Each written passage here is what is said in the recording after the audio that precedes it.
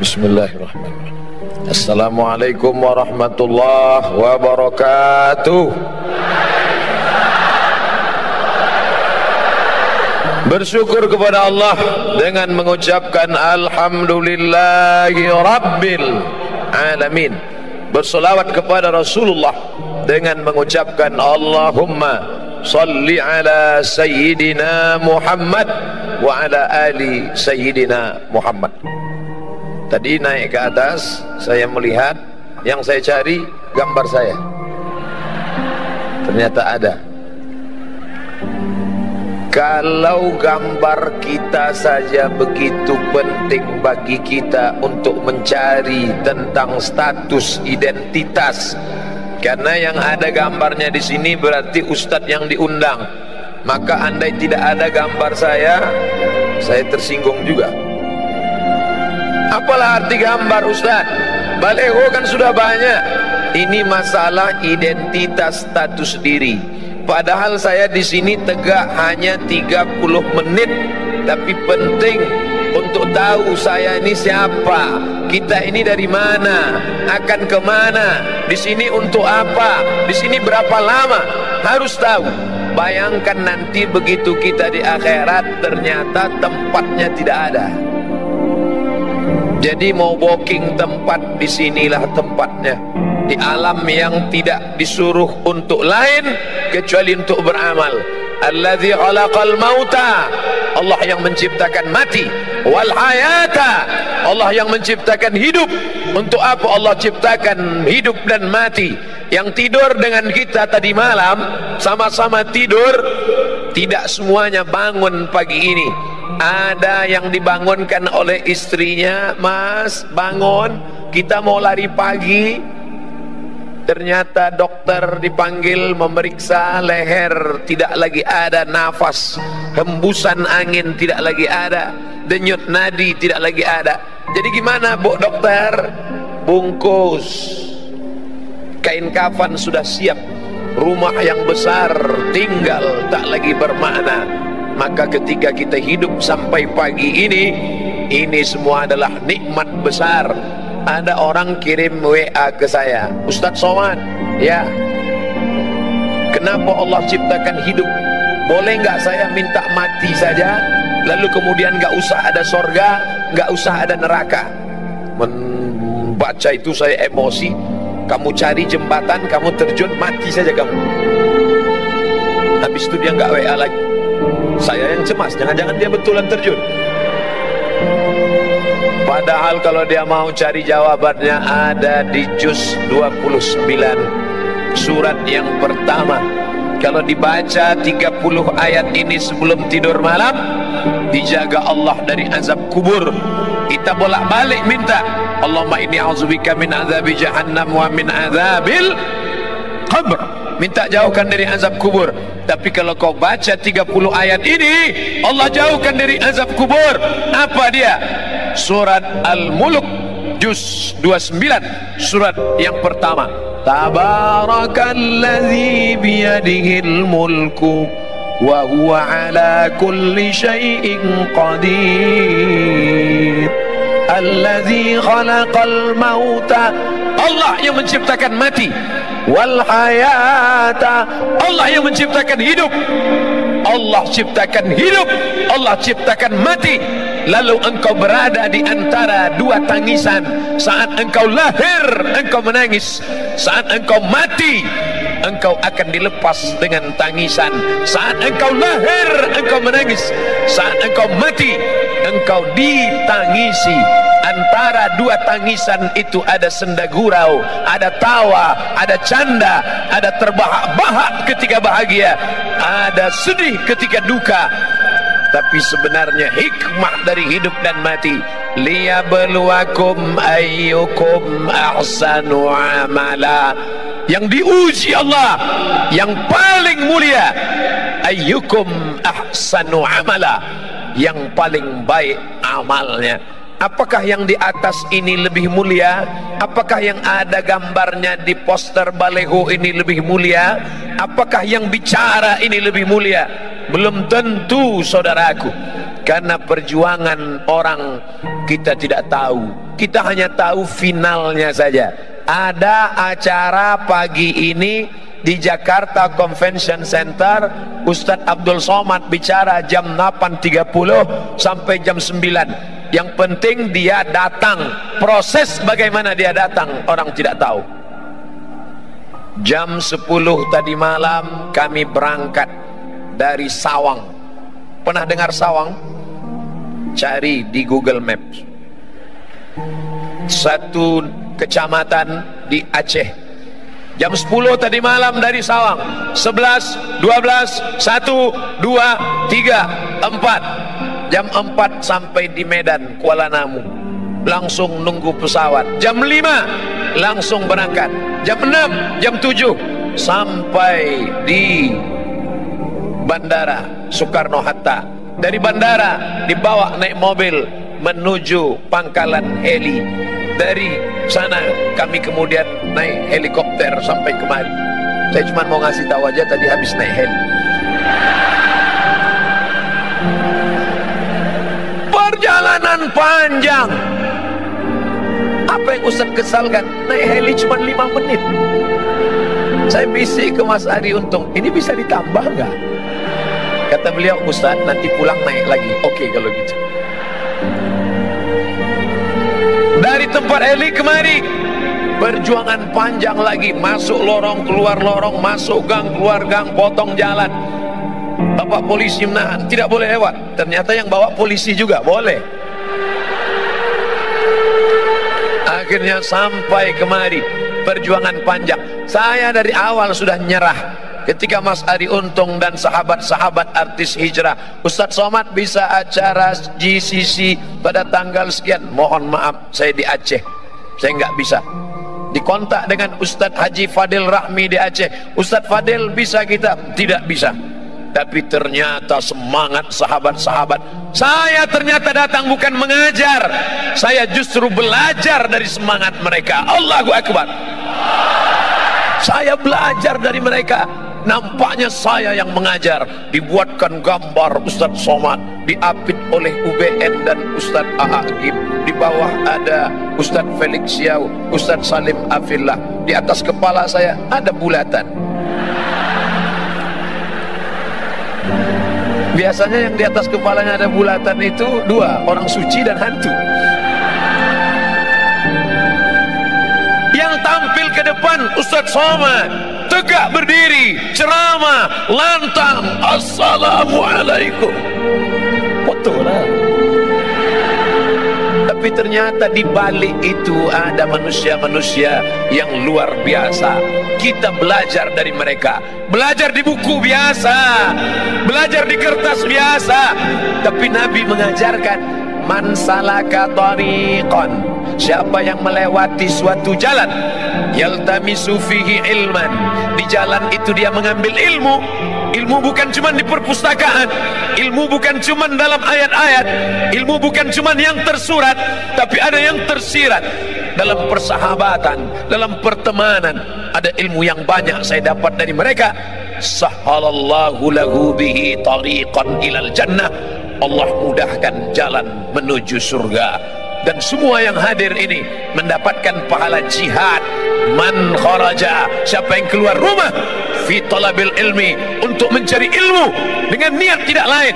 Kita bukan orang partai, kita bukan orang ormas, kita tidak ada kepentingan politik, kita bukan bisnismen. Semuanya hanya melangkahkan kaki, bismillahi tawakkaltu ala Allah, la haula wala quwata illa billah. Langkahkan kaki, semuanya mendapatkan pahala jihad fi sabilillah.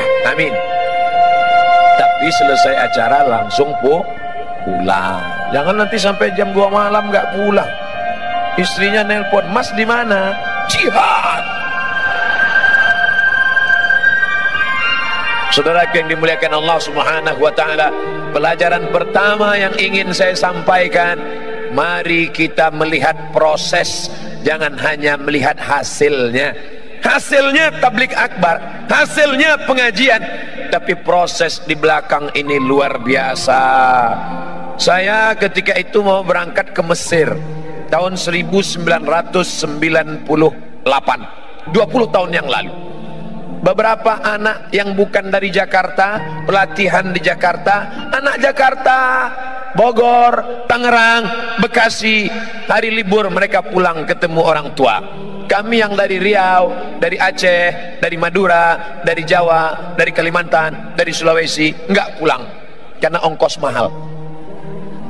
Jadi kami jalan-jalan. Ayo kita jalan-jalan yuk. Ayo. Kamu pernah di Jakarta? Enggak, baru sekali. Kalau gitu kita naik Metro Mini aja. Kami pun jalan. Turunnya di mana? Nanti kalau ada tulisan Plaza kita turun.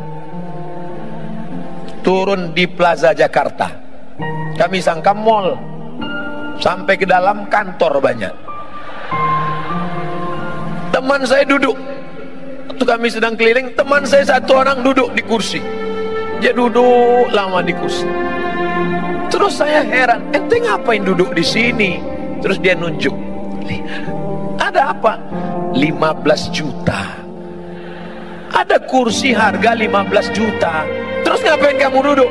Kita nggak punya, paling nggak seumur hidup pernah duduk sekali aja. Semua orang ingin duduk di kursi kayu jati, ukiran indah, dipajang di Plaza Jakarta. Harganya 15 juta tahun itu 1998, 20 tahun yang lalu. Orang hanya tahu hasilnya, finishnya, finalnya, bahwa dia kursi mahal. Tapi orang tidak pernah tahu proses dia menjadi kursi yang mahal, bahwa dia berasal dari Nun, hutan pedalaman Jawa. Berapa lama dia di tengah hutan, digergaji, dipotong, dikuliti, dipahat, diukir, di kertas pasir, didempul, disayat, disobek, dipotong. Setelah itu dipaku, dibawa ke Jakarta, lalu kemudian dicat, bernis, cantik, indah, barulah dipajang. Orang hanya melihatnya. Berjalanlah ibu-ibu, bisnismen, wanita karir yang kaya dengan suami yang super kaya, gayanya luar biasa walaupun hutangnya di mana-mana.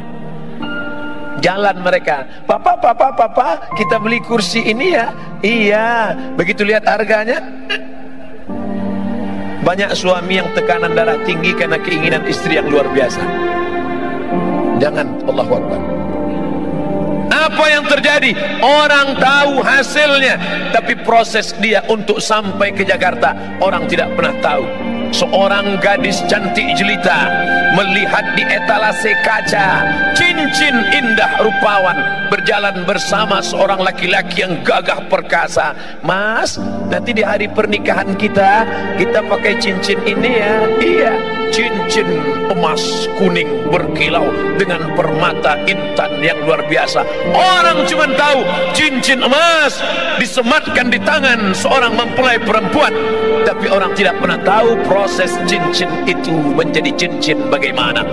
Dia Nun dari pedalaman sungai di Kalimantan. Mereka mengambil kuali. Kuali bukan untuk masak, tapi saat itu dimasukkan tanah liat yang kuning, dimasukkan ke dalam kuali, digoyang di tepi sungai untuk memisahkan tiga yang kuning. Kuning tanah liat, kuning emas, dan kuning satu lagi.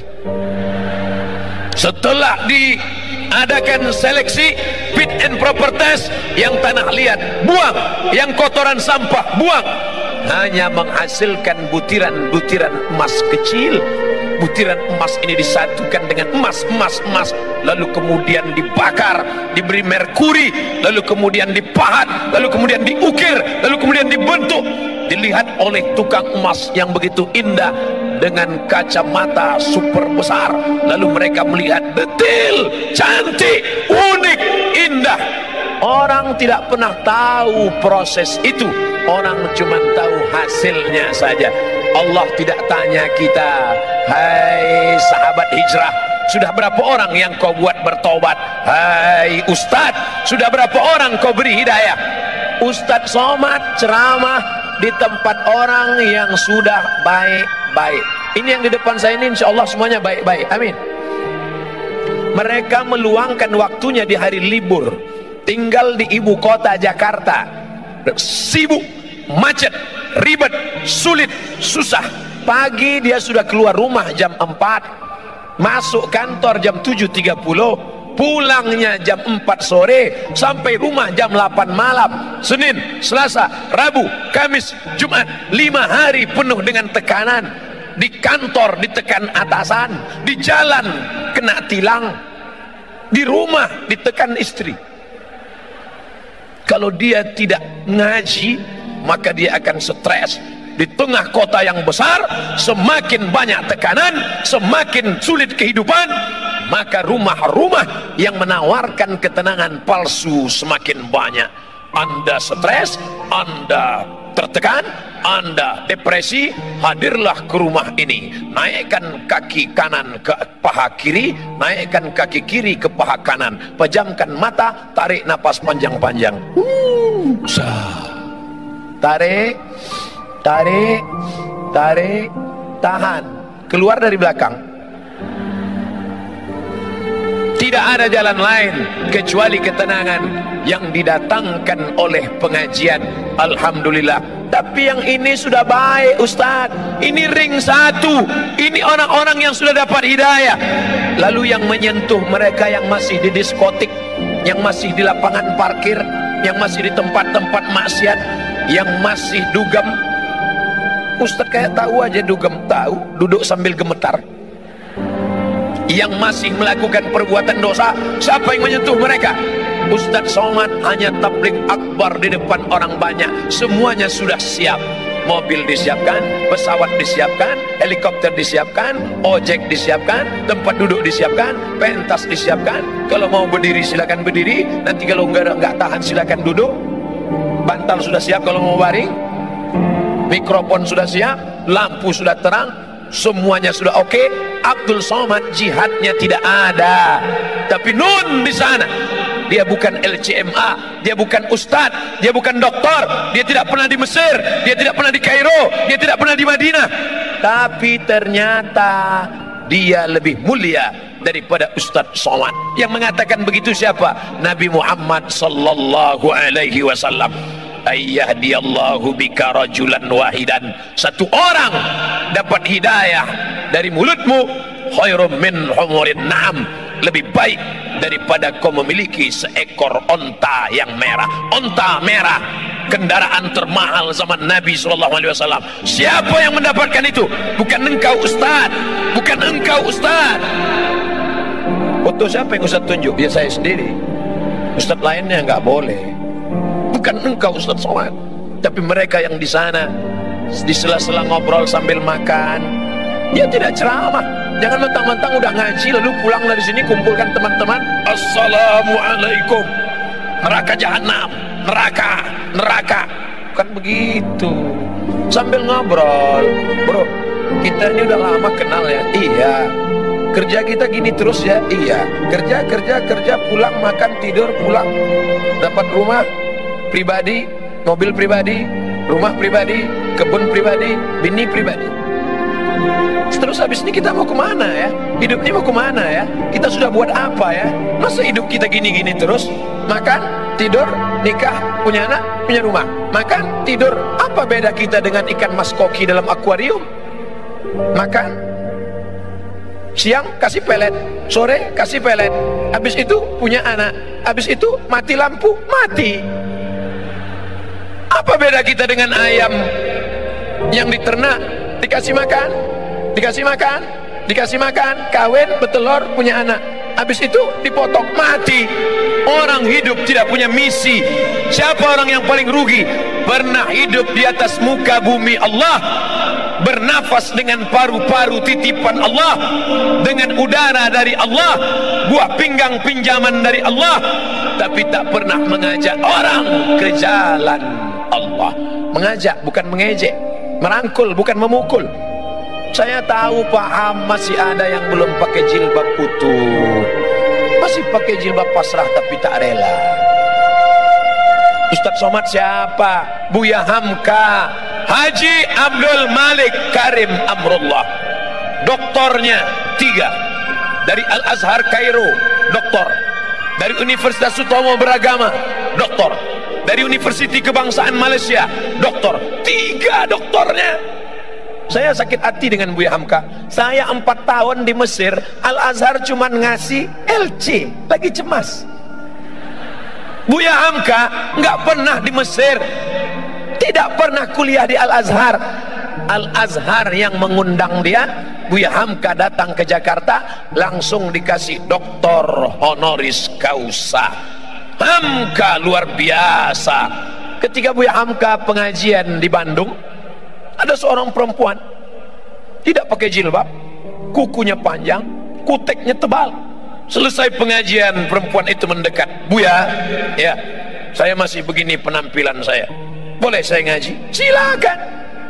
Gimana pendapat Buya? Anakku, nanti kalau imanmu menebal, kutekmu akan menipis.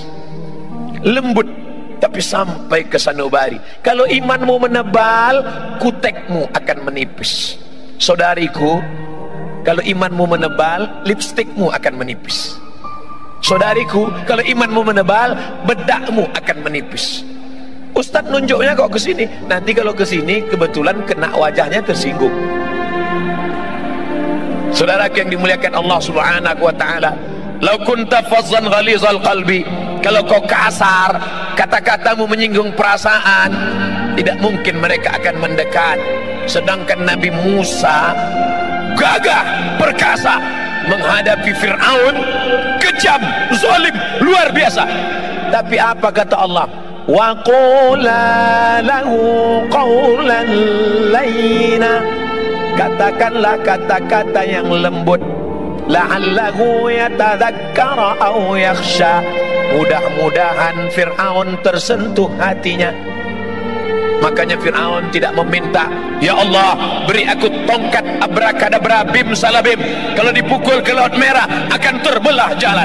Berikan aku tongkat, kalau aku pukul ke lantai memancar 12 mata air. Tidak. Apa yang diminta oleh Musa, Rabbis rahli sodri, lapangkan dadaku, lapangkan dadaku menerima orang banyak ini, menghadapi Fir'aun. Wa yassirli amri, mudahkan urusanku. Wahlul uqdatam min lisani, mudahkan urusanku. Wahlul uqdatam min lisani, hilangkan yang membuat aku tidak bisa bicara, sulit aku bicara. Wahlul uqdatam min lisani, supaya apa? Yafqahu qawli, supaya mereka paham ucapanku. Itu juga doa tadi yang saya baca sebelum naik ke atas. Ya Allah, yang akan kuhadapi ini hambamu, yang kuijak ini bumimu, yang kukatakan ini firmanmu, yang kusampaikan ini sabda nabimu. Tolong aku, tak ada beda aku dengan mereka.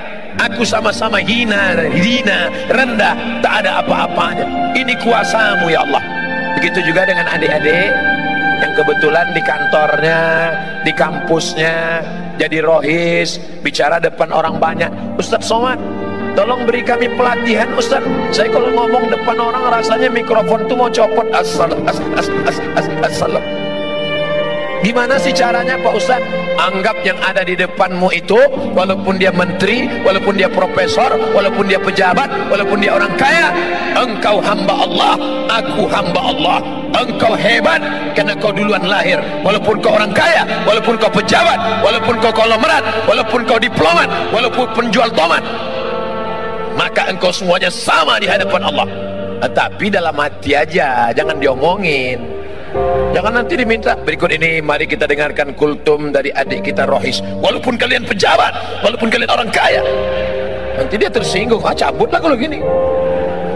Saudaraku yang dimuliakan Allah Subhanahu wa taala, hidup ini berapa lama? Kemarin baru reuni dengan teman-teman, 20 tahun nggak ketemu. Ke Mesir 98, sekarang 2018, 20 tahun nggak ketemu.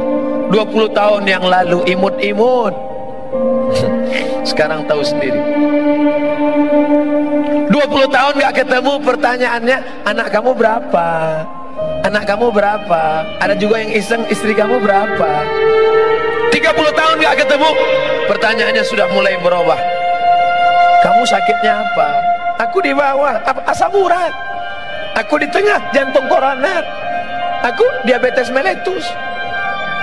40 tahun nggak ketemu, pertanyaan mulai berubah, makam Somad di mana? 50 tahun nggak ketemu, pertanyaan mulai berubah, ente pakai pampers merek apa? Hidup ini tidak lama saudaraku. Makanya kalau ada tetangga kita, teman kita, kawan kita gayanya sombong, sabar, nggak lama lagi mati. Yang penting itu bukan dia akan sakit, dia akan sakit, dia akan depresi, dia akan stres, dia akan mati sebelah, dia akan mati. Yang penting itu bagaimana kita menyelamatkan dia, jangan sampai su'ul khotimah. Bukan kita ingin selamat sendiri. Orang beriman tidak boleh selamat sendiri. Yang penting saya selamat, yang penting istri saya selamat, yang penting anak saya selamat, yang penting keluarga saya selamat. Masalah orang lain bukan urusan saya. Bukan orang beriman. La yu'minu ahadukum, kamu tidak beriman hatta yuhibba li akhi, sampai kau sayang kepada saudaramu ma yuhibbu li nafsi, sama seperti sayang pada diri sendiri. Inilah dunia. Dunia ini bukan luas saudaraku. Inilah dunia pentas panggung sandiwara. Dari ujung, tengah, sampai ke ujung. Semua yang naik ke atas pentas ini pasti turun. Semua yang naik ke atas pentas ini pasti turun. Agim sudah naik ke atas pentas ini? Sudah. Habis masanya beliau turun. Ustaz Hanan Attaqi sudah? Sudah, turun. Ustadz UWN sudah turun, Ustadz Salim sudah turun. Sekarang giliran saya, nggak lama lagi nampaknya turun juga. Tidak lama. Kira-kira kalau waktunya sudah habis, apakah boleh Ustadz Somad ketika datang berbisik, Ustadz mohon maaf waktu sudah habis, saya nggak mau turun? Nggak bisa. Sampai masanya kita akan turun saudaraku. Maka jangan bersedih, jangan berduka, jangan takut. Penyakit yang paling mengerikan dalam hidup adalah takut sedih, takut kehilangan suami, takut kehilangan anak, takut kehilangan harta, takut pensiun makan apa, takut nanti gimana, takut nanti gimana. Hilangkan rasa takut. Takut Pak Ustaz, ada yang maha besar. Angkat kedua tanganmu, serahkan pada Allah. Allahu Akbar. Kepala ini terlalu kecil saudaraku. Kepala terlalu kecil. Dunia mau kau masukkan ke kepalamu, nanti pecah, pecah pembuluh darah. Tapi jangan gara-gara ini lalu selesai pengajian gak ada mikir dunia. Pulang dari sini bawaannya santai aja. Bro, gimana program kita visi misi ke depan? Aku mau mati aja udah. Jangan. Besok masuk kantor tetap semangat. Yang bisnis lanjutkan. Ibu-ibu entrepreneur lanjutkan. Tapi orientasi bukan dunia semata. Yang cari rezeki niatnya untuk apa?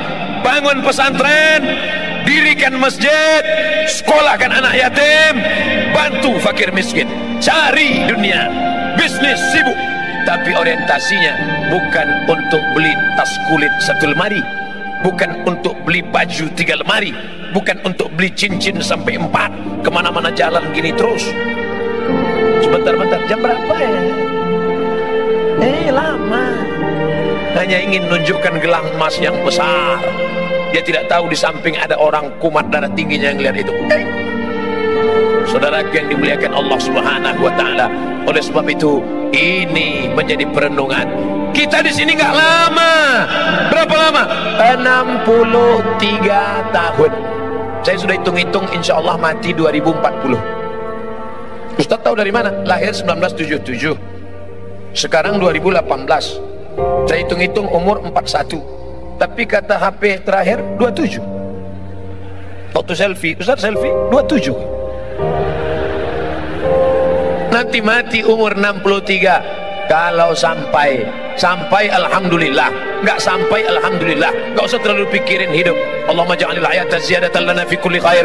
Kalau kau takdirkan aku besok pagi hidup, tadi malam doa saya, ya Allah, kalau kau takdirkan aku besok pagi hidup, maka amalku bertambah karena aku bertemu dengan saudara-saudaraku di GCC.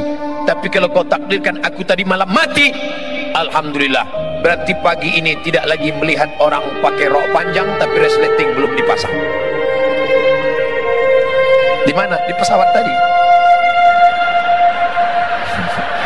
Bapak Ibu yang dimuliakan Allah Subhanahu wa taala. Oleh sebab itu maka ini hanya persinggahan semata, saudaraku. Kita ini dari mana? Alam roh. Kita dari alam roh. Bapak, Ibu, saya, panitia, adik-adik, sahabat-sahabat artis hijrah, kita dari alam roh. Habis dari alam roh kemana? Mampir ke alam rahim 9 bulan 10 hari. Cuman 9 bulan 10 hari. Yang mau nambah nggak bisa. Setelah itu pindah ke mana? Pindah ke alam dunia 63 tahun. Habis dari sini kemana? Ke alam kubur. Berapa lama? Nunggu ditiupkan sangkakala hari kiamat. Habis alam kubur kemana? Alam akhirat. Aku ingin ke dalam 5 alam ini dalam keadaan baik dan selamat. Makanya doa kita, Allahumma khtim lana bi husnil khatimah. Berteman kita di sini. Setelah mati nanti juga tetap berteman. Begitu dapat berita jamaah SMS, Ustadz yang kemarin memberi materi di GCC ternyata sudah meninggal dunia. Apa kata jamaah? Memang sudah kulihat tanda-tandanya kemarin. Biasa kan Ustadz itu pakai baju putih, kemarin tiba-tiba pakai baju berwarna, langsung mati dia. Biasa kan Ustadz itu pakai peci, tiba-tiba dia pakai topi hijrah face. Orang selalu mengait-ngaitkan dengan sesuatu yang tidak biasa. Mati, meninggal, putuskah hubungan kita? Tidak. Sahabatku dari Jakarta akan berkata untuk almarhum Ustadz Abdul Somad di Pekanbaru, Al-Fatihah. Jangan baca sekarang. Mengalir, saudaraku. Walaupun sudah mati meninggal, kalian akan tetap mengingat Abdul Somad. Bahkan mungkin dalam keadaan duduk selesai salat, Bismillahirrahmanirrahim, Qul huwallahu ahad, Allahus somad. Ada WA masuk, Ustaz, saya setiap baca Qul huwallahu ahad, Allahus somad selalu ingat Ustaz. Yang WA anak gadis lagi. Saudaraku yang dimuliakan Allah Subhanahu wa taala. Tapi yang paling kita inginkan adalah ketika nanti di padang mahsyar tidak ada atap, tidak ada tenda. Saat itu Allah mencari, ainal muta'abbuna bi jalali. Mana yang dulu di dunia berkasih sayang karena aku, yang dulu berteman karena aku, yang dulu bersahabat karena aku. Azilluhum tahta zilli. Aku mau beri mereka naungan, mau beri mereka atap, mau beri mereka tenda. Pada hari itu tidak ada naungan kecuali naungan aku. Berteman karena harta akan binasa, berteman karena kuasa akan berakhir dengan datangnya KPK, berteman dengan popularitas akan sirna, tapi berteman karena la ilaha illallah Muhammadur Rasulullah, itulah yang akan kekal abadi selamanya. Ya Allah, aku ingin saat di padang mahsyar berteman aku dengan sahabat-sahabat sekarang, berteman dengan para tuan-tuan guru, ustad-ustad, bukan sekedar berteman di baleho ya Allah, tapi berteman jugalah kami nanti hendaknya saat masuk ke dalam surga bersama Nabi Muhammad sallallahu alaihi wasallam. Amin. Ternyata masuk surga itu tidak sendirian. Masuk surga itu berjamaah. Wasiqal ladzina taqaw rabbahum ilal jannati zumara. Sumara, berjamaah. Makanya yang sudah buat komunitas jamaah, pemuda hijrah, artis hijrah, petato hijrah, potato hijrah, terus berjamaah, pejuang subuh, geng motor syariah, jombloan sejati, terus harus komunitas hijrah. Hari ini berkumpul semuanya dalam komunitas yang besar bernama Hijrah Fest. Nanti dipanggil oleh malaikat. Berikut ini masuk surga nomor kelompok 005 Hijrah Fest dari Jakarta. Masuk semuanya. Yang pertama Adi Untung, karena beliau yang jemput saya ke airport tadi. Masuk. Pas masuk semua komunitasnya, panitia, kameramen, security, semuanya masuk. Ustadz Somad ada di belakang. Ditanya sama malaikat, ini Hijrah Fest? Enggak, karena enggak ada di dalam daftar. Karena kemarin ngaku enggak bisa, jadi enggak ada dalam daftar namanya. Ini kok bisa masuk sini? Ternyata ada ceramah 30 menit. Masuk. Itulah gunanya kita menggabungkan diri dengan orang-orang soleh, orang-orang baik. Mudah-mudahan pertemuan kita ini bertemu di dunia, bersahabat di dunia, sampai mati tetap berkirim doa, dan sampai masuk ke dalam surga tetap bersama. Wa adkhilnal jannata ma'al abrar, masukkan kami ke dalam surgamu ya Allah bersama orang-orang yang baik, ma'al habibil mustafa al-mukhtar, bersama Muhammad sallallahu alaihi wasallam. Ala hazihi niyah wa kulli niyatin salihah. Al-Fatihah. A'udzu billahi minasy syaithanir rajim. Bismillahirrahmanirrahim. Alhamdulillahi rabbil alamin, arrahmanir rahim, maliki yaumiddin, iyyaka na'budu wa iyyaka nasta'in, ihdinas siratal mustaqim, siratal ladzina an'amta 'alaihim ghairil maghdubi 'alaihim waladdallin. Amin. La tada' lana dzamban illa ghafartah, segala dosa-dosa kami di masa lalu ampunkan ya Allah. Wala aiban illa satarta, segala aib cacat kami tutupi ya Allah. Wala dainan illa qadaita, hutang piutang kami lepaskan kami dari riba ya Allah. Wala maridan illa syafaita, ada di antara kami yang kau uji dengan penyakit, sabarkan dia, angkat penyakitnya, sembuhkan, sehatkan ya Allah. Wala mayitan illa rahimta, yang sudah meninggal dunia lapangkan kuburnya ya Allah. Wala aziban illa zawajta, yang lajang, yang gadis ingin menikah, mudahkan jodohnya, temukan dengan orang baik-baik yang amanah ya Allah.